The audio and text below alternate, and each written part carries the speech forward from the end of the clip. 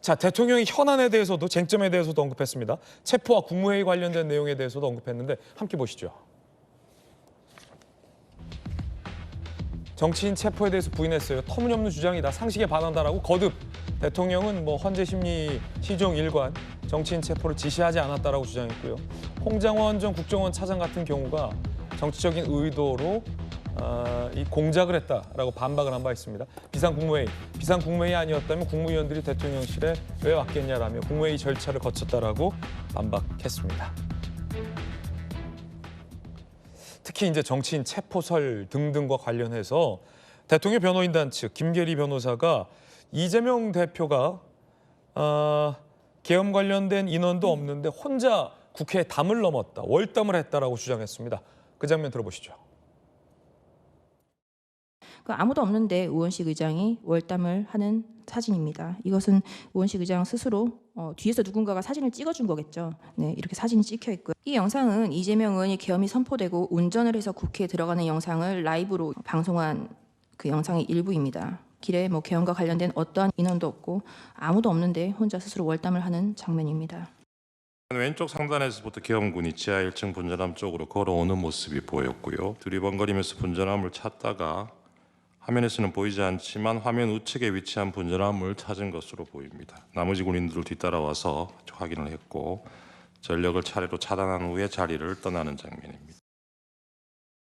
자, 지금 이런 얘기를 강조하는 이유가 정혁준 변호사님, 네네. 어떤 의도인가요? 그러니까 의장도 담을 넘고 대표도 월담을 하고 굉장히 뭔가 국회의원에 대한 체포 지시가 있었고 신변의 위험을 느꼈던 것처럼 야당에서는 주장하지만 사실은 그런 게 아니었다, 이런 걸 지금 강변하는 것 같습니다. 어떻게 들으셨습니까? 글쎄요, 급박한 상황이었다라고 하는 것을 강조하기 위한 것이 아닌가 그런 생각이 들고요. 아무도 이제 체포하려는 사람은 없었다, 이런 아마 대통령 측의 강조 같은데, 그러니까 정치적 보여주기를 위해서 담을 넘었다, 이런 주장인가요? 그렇죠. 그런데 저는 개인적으로 12월 3일 밤에 10시 28분에 계엄 선포됐을 때 놀랐던 것보다 그 이후에 홍장원이라고 한 사람이 국정원 1차장이라고 하는 거 처음 알았거든요. 1차장이라고 한 사람이 나와가지고 대통령이 정치인들을 체포하라, 싹 다 잡아들여라, 이렇게 이야기했다라고 하는 게 훨씬 더 충격적이었어요. 왜 그러느냐? 제가 자고 일어났더니 계엄이 끝나 있더라고요. 그러니까 이게 무슨 계엄을 이렇게 하나? 이런 생각까지 들었었는데, 그래서 이게 그냥 해프닝인가? 이런 생각까지 했었는데, 그리고 나서 하루 이틀 지난 다음에 대통령이 정치인들을 싹 다 잡아들이라고, 다른 사람도 아니고 국정원의 제1차장이 그렇게 이야기했다라고 하니까 이게 장난이 아니었네, 이게 심각한 것이었네 라고 생각했던 거 아니었습니까? 네. 그러니까 그때부터 국민들의 민심이 더 들끓기 시작했던 것이 아닌가. 왜 그렇습니까? 그 국회의원들을, 정치인들을, 심지어 여당 대표까지 잡아들이라고 한 게 그게 제정신입니까? 이거는 완전히 상식에 반하는 거잖아요. 그런데 그런 몰상식적인 일들이 있을 수 있었다라고 하는 것이 드러난 것처럼 보였으니까, 그러니까 국민들이 분노했고, 그러니까 대통령이 탄핵소추에까지 이르게 된 것이 아닌가 싶은데, 그런데 지난 과정에서, 재판 과정에서 어떤 일들을 바라봤습니까? 메모가 하룻밤 자면 나오고 하룻밤 자면 또 나오고, 그다음에 메모 원본이라고 하는 거는 이게 글자인지 지렁이인지 상형 문자인지 이게 이집트 문자인지 그런 거 나왔잖아요. 그러니까 이게 저부터도 헷갈려요. 과연 윤석열 대통령이 이야기하는 것처럼 정치인들을 잡으라고 했었던 것인가, 아니면 홍장원이 아직까지도 주장하는 것처럼 잡으라고 했었던 것인가, 대통령 주장처럼 그런 일 없었다라고 한 것인가. 저는 누구의 말이 맞는지 저는 솔직히 말씀드리면 아직까지도 모르겠거든요. 그런데 제일 황당한 건 뭐냐면, 저는 도대체 모르겠는데 그 고명하신 헌법재판관들은 다 아나 보죠. 그러니까 대부분의 국민들은 이게 누구 말이 맞는 거야, 어리둥절하고 있는데, 그런데 어제 그냥 다 결심해가지고 이제 선고한다라고 하니까 이게 과연 헌법재판 맞는 거냐, 이게 대통령을 파면시키는 재판 맞는 거냐, 이런 생각이 들 수밖에 없는 것이 아닌가, 저는 그런 생각이 들고요. 어쨌든 헌법재판관들은요, 결정문에서라도 명백하게 국민들이 일치 단결해서 헌법재판관님들이 역시 우리보다 훨씬 뛰어난 사람들이라 우리가 몰랐던 것까지 다 쌈박하게 정리해 줘가지고 결정을 이러이러하게 내렸구나, 그렇게 설득력 있는 결정문이라도 써줬으면 좋겠다는 게 지금 마지막 남은 바람입니다. 대통령 변호인단 측에서는 마치 국회 안에 계엄군이 일부 들어간 것이 정치인을 체포하려 하는 것으로 보이게 하려고 야당의 주요 정치인들이 상황을 호도했다라는 의도로 주장을 하고 있고요. 야당 측에서는 분명히 그때 시간에 이 정문이 통제가 돼 있었고 봉쇄가 돼 있어서 여당 의원들도 국회로 들어가지 못하지 않았느냐 그 시각에 라며 대통령 측의 이 주장을 비판하고 있습니다. 김용주 의원님, 네. 월담 장면, 네, 이재명 대표와 우원식 의장이 담을 넘는 장면, 네, 그것을 이제 뒤에서 누군가 촬영을 했다. 김계리 변호사가 얘기를 했는데 그만큼 연출된 장면이다라는 게 대통령 측 입장인 것 같고 네. 국회 측과 야당 측에서는 그때 정문 못 들어갔다. 몸싸움도 있었다. 뭐 이런 거 지금 강변하고 있어요. 어떻게 보십니까? 월담 장면 연출됐죠. 연출됐다. 사진 찍었죠. 보좌관 찍었는데 더 생각해 봅시다. 그러면 우원식 국회의장과 이재명 대표가 윤 대통령을 탄핵시킬 양으로 저렇게 쇼를 한 겁니까? 그건 아니지 않습니까? 그러니까 그날 12월 3일 밤에 저기에 아무도 없었다. 누가 사진 찍었다. 저건 사실이죠. 아무도 없네요. 뭐 그렇지만 그거는 뭐 보좌관들이나 국회 사무처에서 어디에 사람이 없으니까 이쪽이 수월하다고 얘기할 수 있는 건데 더 중요한 그날 밤에 우리 국민 전체가 어제 정청래 소추 단장도 얘기했지만 전 세계인들이 그날 밤 광경을 봤다는 거죠. 그래서 헌법재판관이 아니더라도 미국처럼 그냥 상원이라도 국민이라도 조금만 법만 우리가 읽어볼 수 있다면 이건 명백한 위헌이고 파면에 가깝다고 할 수 있는 부분이라는 거예요. 오히려 김결희 그 윤 대통령 측 저분이 그러면 저런 얘기를 하시는 거예요? 그러면 일부러 대통령 탄핵시키기 위해서 역할 분담해서 아무도 없는데 그냥 그 유튜브 방송한 겁니까? 그렇지 않잖아요. 근데 그런 부분에 대해서 뭐가 더 중요한가라고 하는 뭘 봐야 될 거냐 하는 것을 생각해 볼 필요가 있고요. 대통령께서도 사실은 뭐 개헌 얘기, 87체제 개헌도 차라리 12월 4일 날 했어야 돼. 12월 4일 날 하셔야 돼요. 그때는 당에 맡긴다고 얘기했죠. 예. 아예 조건부 오늘 중앙일보 이렇게 뭐 그 기각을 노린 카드다 이렇게밖에 안 나오잖아요. 어저께 그 얘기를 하니까. 아무리 선의로 87체제를 극복해 오늘 요즘 국회에서 다 개헌 논의하고 있습니다. 그런데 어제 그 자리에서 하니까 조건부 기각을 위한 노림수다 이렇게밖에 안 나오잖아요. 차라리 12월 4일 날 아침에 선언을 하시면서 조건부 하야를 걸었어야 돼요. 내가 1년 동안에 임기 단축 개헌 하겠다. 그러면 진정성이 있다. 그러면 방식을 그때 당대표 한동훈 당대표라든지 비서실장하고 같이 논의했잖아요, 사실은. 그때는 뭐 했습니까? 당에 다 일임하겠다 얘기했죠.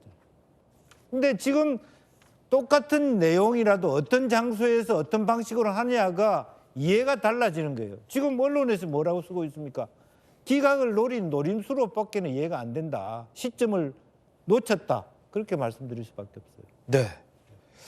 김계리 변호사의 발언이 또 있습니다.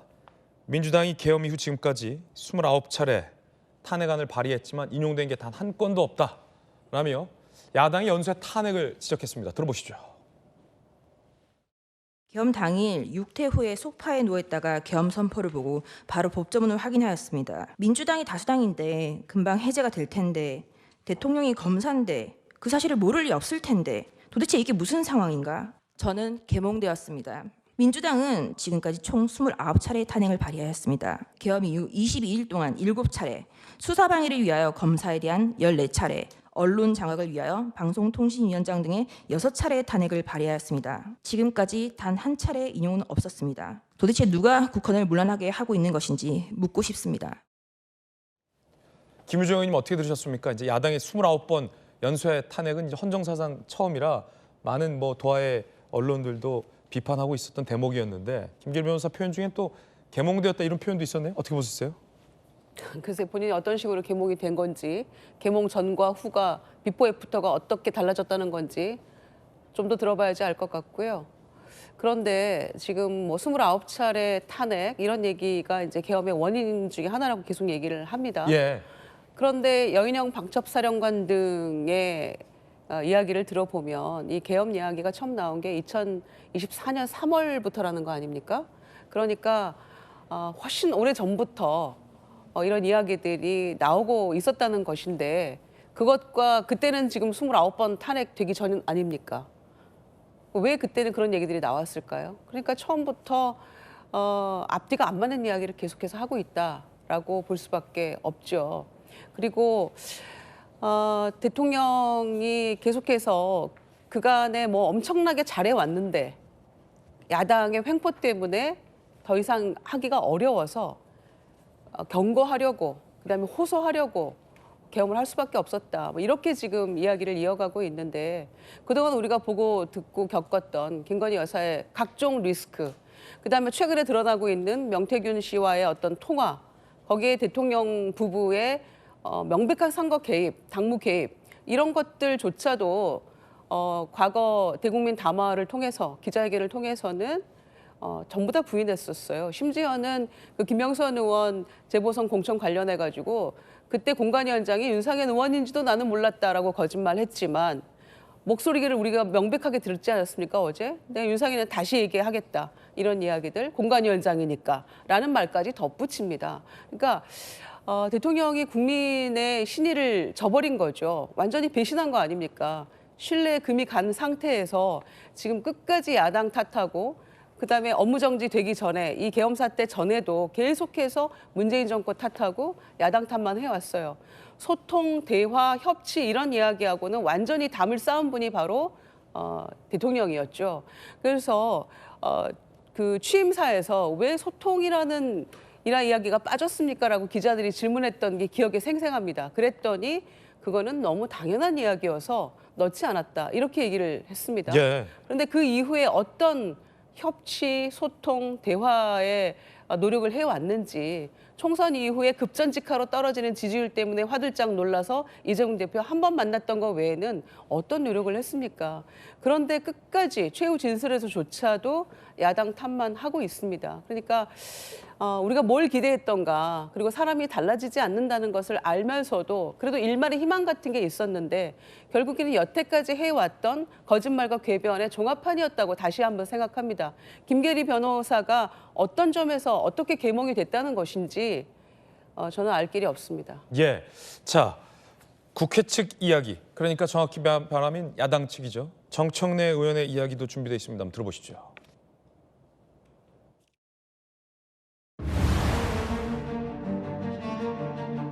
내 마음에 들지 않는다고 국민과 헌법에게 주먹질을 하고 린치하면 되겠습니까? 저는 12월 3일 밤 10시 50분경 살떨리는 두려움을 안고 국회 후문 담장을 넘었습니다. 계엄군이 먼저 진을 치고 있다가 체포 연행하지는 않을지 두려웠습니다. 36년 전 1988년 9월의 밤이 마치 어젯밤 악몽처럼 떠올랐습니다. 새벽 1시 안기부에 잡혀 수건으로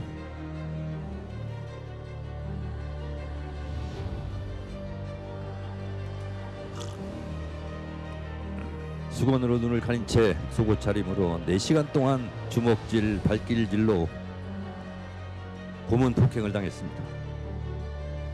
피청구인의 비이성적, 반역사적 비상계엄은 일어나지 말았어야 할 비현실적 망동이었지만 하느님이 보호하사 우리나라 만세입니다. 민주주의와 헌법 수호를 위하여 피청구인 윤석열을 하루라도 빨리 신속하게 만장일치로 파면해 주시기 바랍니다. 동해물과 백두산이 마르고 닳도록 하나님이 보호하사 우리나라 만세. 마지막에 애국가도 불렀군요.